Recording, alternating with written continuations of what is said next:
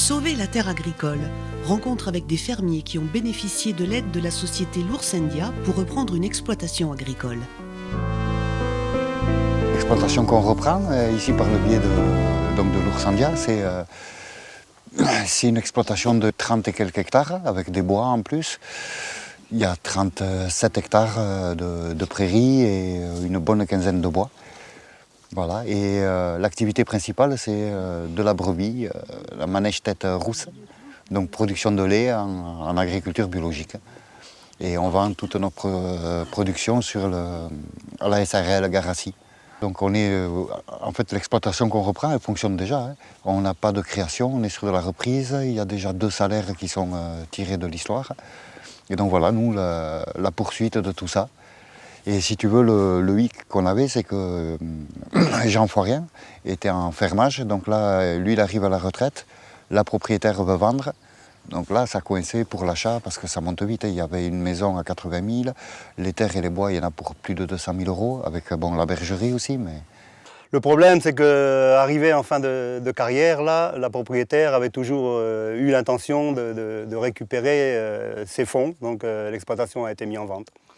Donc voilà, c'est pour ça qu'on a contacté l'Ours India pour essayer de pérenniser l'exploitation et la transmission. Mais la bonne nouvelle, c'est que justement, ça va pouvoir se faire. Donc l'Ours India, on a signé une promesse de vente là, qui fait que l'Ours India se positionne sur la bergerie, donc le moyen de production, le bâtiment de la bergerie, de la grande bergerie, les terres et les bois.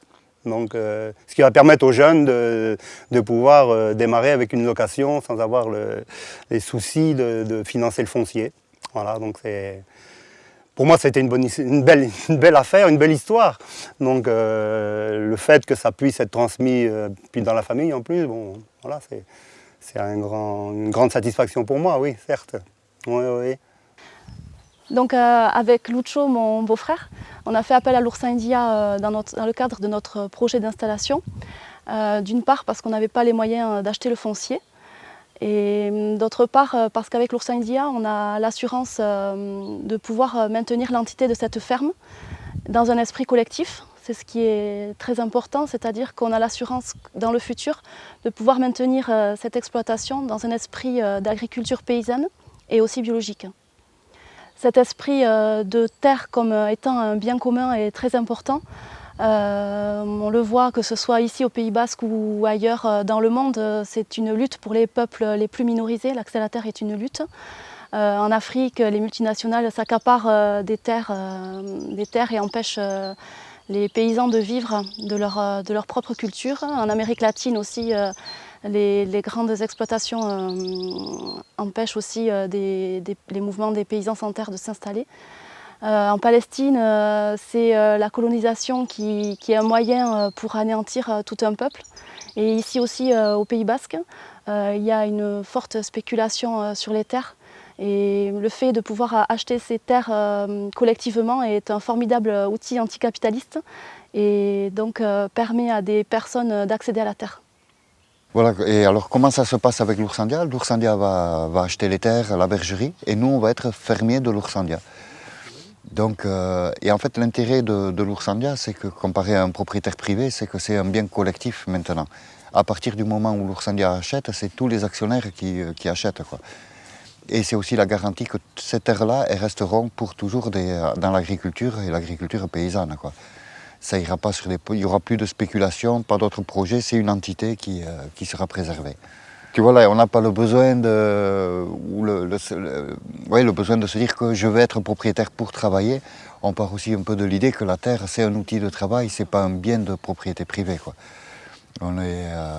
Et du coup, ça change aussi la vision du travail, puisqu'on se dit on travaille pour nous, c'est pour les générations après, pas forcément pour notre descendance, mais bon, on a une vision un peu plus, peut-être un peu plus globale. Et du coup, tu vois, beaucoup de projets aussi sont en agriculture biologique, et assez respectueux de l'environnement.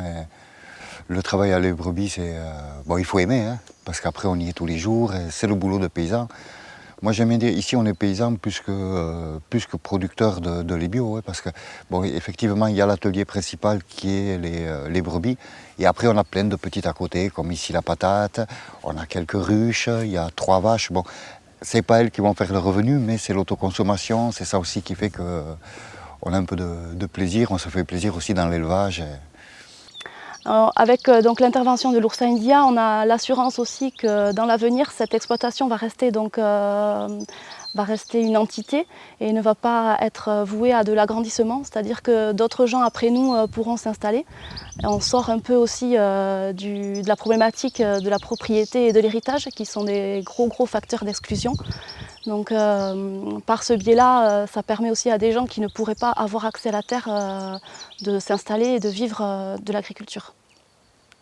Donc le fait de s'installer ici aussi en Soule, ça a été un choix important du fait qu'il y ait beaucoup d'alternatives qui sont mises en place ici, de gens qui sont très impliqués, et aussi au niveau agricole, il y a un foisonnement d'organisations qui sont tout autour et qui permettent une réelle dynamique du territoire. Donc oui, l'importance du projet repose sur le fait qu'on travaille en commun et on a un esprit de travail collectif. Ça a été aussi moteur dans notre installation et important aussi dans le fait de s'installer en Soule, qui est un territoire dynamique.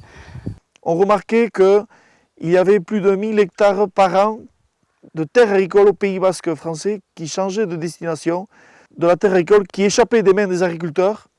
La SAFER, n'ayant pas forcément les moyens et également toujours la volonté politique de lutter contre la spéculation foncière, nous avons créé l'oursin india, outil, si possible, veut moraliser le marché du foncier agricole en demandant des préemptions à la SAFER pour réviser les prix des ventes donc, anormalement hautes. Plus il y a de fermes de paysans installés, plus les entreprises locales pourront avoir de l'activité. Et donc voilà, on en appelle à la conscience de tout le monde. Et bon, en espérant que ça va se concrétiser. Voilà.